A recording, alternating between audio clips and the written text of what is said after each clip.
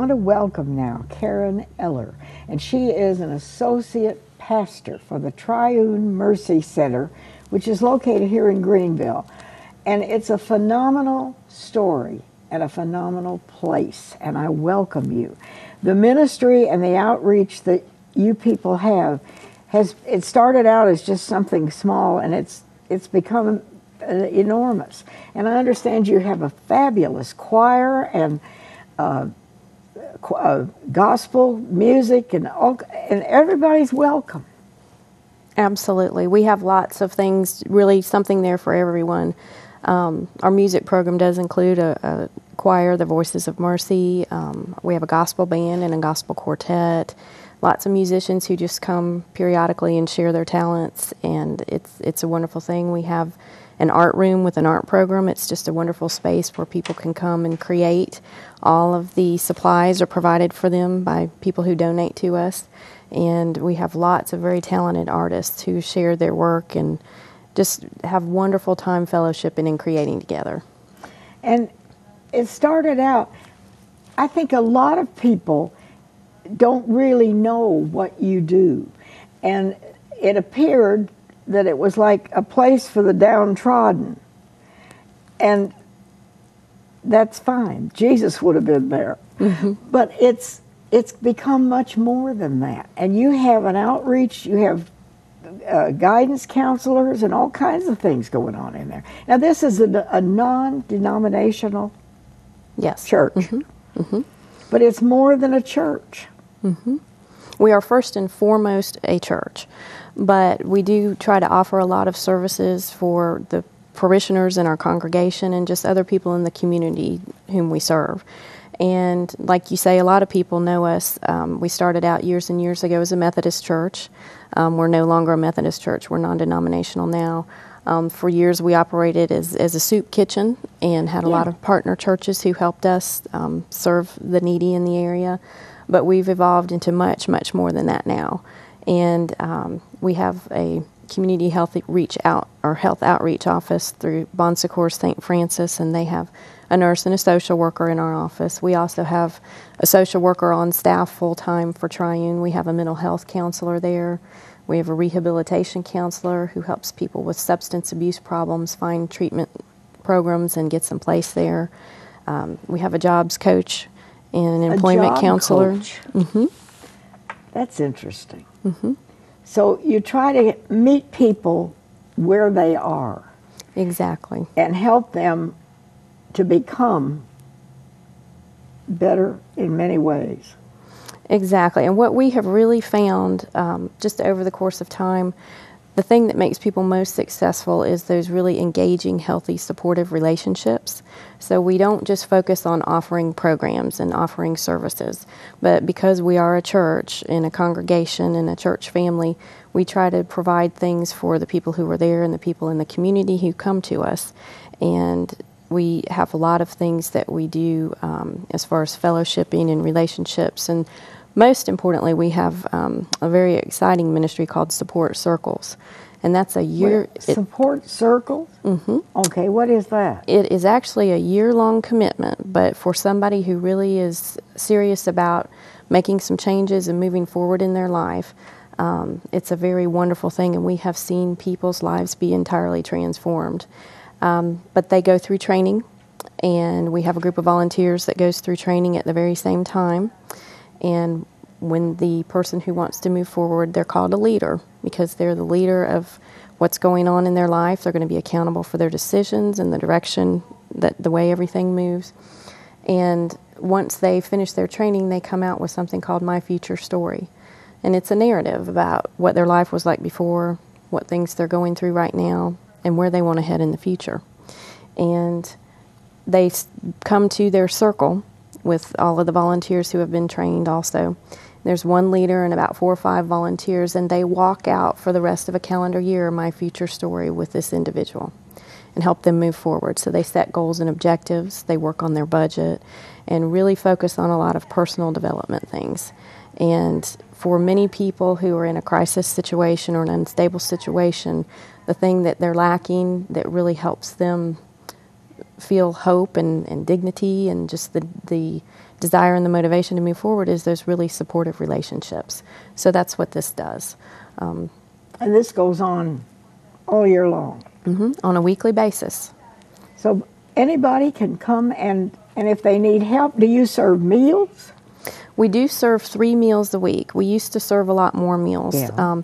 but because we're a church, they're usually fellowship meals associated with our worship services. During the weekends, we are a day shelter on Saturday and Sunday, so people can come in and access any of our services. They can do laundry, they can use our computer room, and those sorts of things.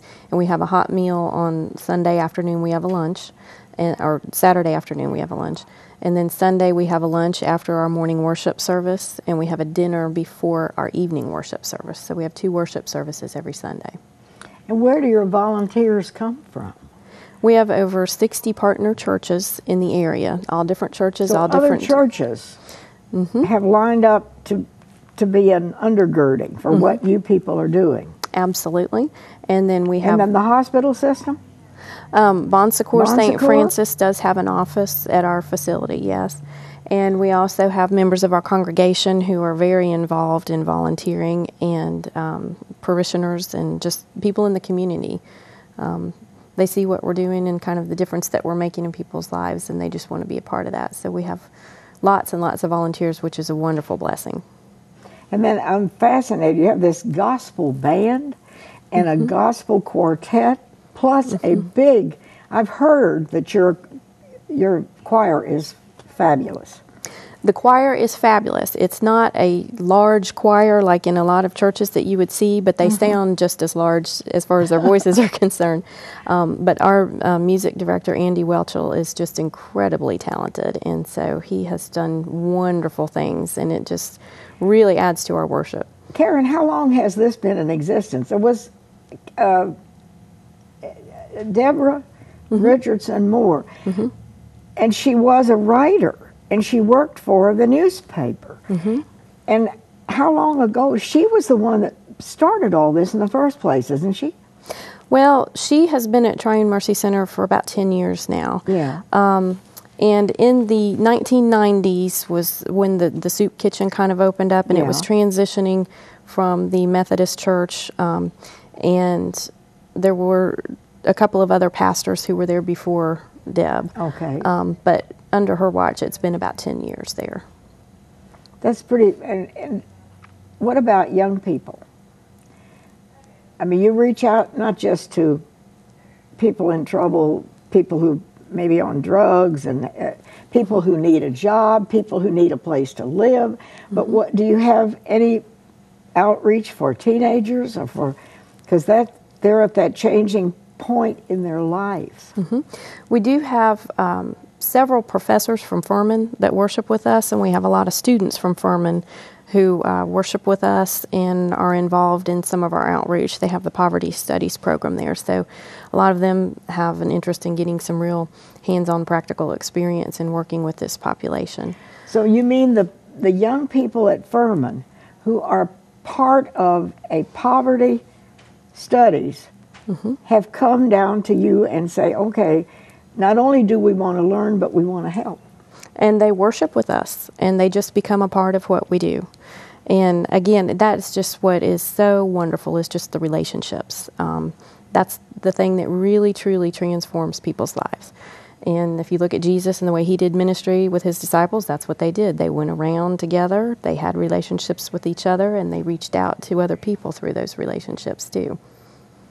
So that's what this is all about. Now, we have a phone number, which is 864-233-8020. Now, where is this place located? We are on the corner of Rutherford Street and Stone Avenue, right down the street from the Salvation Army and right next door to Tommy's Ham House. A lot of people know where that is. So you have a big place there. It is a church, but you also have offices and classrooms? We do. Originally in the 1920s, when the church was built, it's a 3-story building with a fellowship hall. And so that's the prominent building on the corner. And then we also have a wonderful, beautiful sanctuary that's attached to it that was built in the mid-1950s. Now you have services every Sunday? Every Sunday, 11 a.m. is the morning service, and then we have a worship at 6 p.m. as well. And anyone can come. Anyone can come. Matter. Everyone is welcome. And that's the one thing we always hear people say is no matter who they are, whenever they come in, they just feel like it's a really special place where everyone is welcome.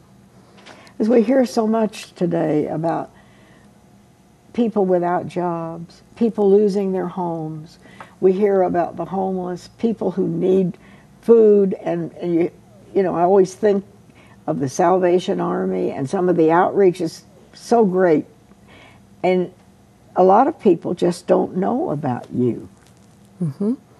And as a matter of fact, we have seen too a lot more of what I would maybe call the working poor, just because of things going on with the economy and the healthcare system and issues people have, and a lot of senior citizens too. We have a food pantry and we distribute food on a weekly basis, and so we see a lot of those individuals coming in for those services every week. We also have on Wednesday mornings is the big day when we do our food distribution, and during that time all of our services are available, so we do a lot of intake for people who are new to us. We have legal services and 2 attorneys who come and just volunteer their time to consult with people. We have different health screenings and things like that that are available through different physicians and health groups in the community. Lots of people just come and say, we want to help, this is what we have available, and this is what we're willing to provide through you. So you also help people with medical problems. Well, maybe don't have a doctor or can't afford to go to a doctor. Do you have medical people who've donated their time and their talent? Or do you send them someplace? Most of the time we do send them. We don't have any direct treatment where we are. You don't have a clinic or anything like that. We do not at this point, no. But our social worker is fabulous about helping people get hooked up with medication and assistance for medication and getting to doctors, and we help sometimes hook people up with getting transportation or logistics and making appointments and things like that. So, what are your greatest needs? Obviously, you have been very successful, and you have very key people that are helping you, like, you know, attorneys and teachers. Do you help people if they're trying to get more education so that they can get a better job? Do you have classes or anything of that nature? Generally, for those types of things, we have relationships with partner agencies in the community, and so you refer them then we do. Where they can get help. Mm-hmm. And our social worker is very good about that. A lot of people who are in our support circles ministry, we help them with that as well. If they're working on maybe getting a GED, or they might have literacy issues or those types of things, we can refer them to Greenville Literacy or to Goodwill or to South Carolina Works, just depending on whatever their needs are. It's an amazing story. It really is. And I want to come and hear that choir, because I've heard many people say it is just phenomenal. And you have a musical director at your facility? We do. His name's Andy Welchel, and he's a professor during the day, and but he helps us out too as our musical director. So now, if somebody out there is sitting there and say, well, I never heard of this Triune Mercy Center, I'd like to know more, or maybe I could donate some time and education or whatever. What are your greatest needs? Usually what we tell people is just come and worship with us on a Sunday morning, and maybe stay and have lunch and just visit with people and spend some time there, because everything that we have had that has developed into a really big and a wonderful part of our ministry has really been somebody just coming and saying, this is what I see might fit here, this is what I can offer. For example, the art room, the art program started out that way.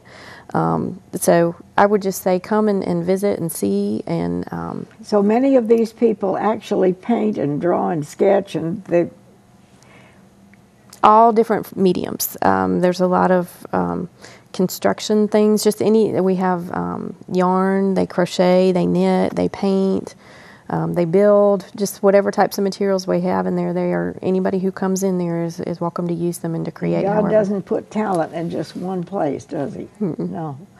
The Triune Mercy Center, it's a time of We should all remember and rejoice that we have a place like this. And I'll keep the information here if you didn't get it. Thank you so much for Thank you. sharing. Good luck to you. We'll see you next time.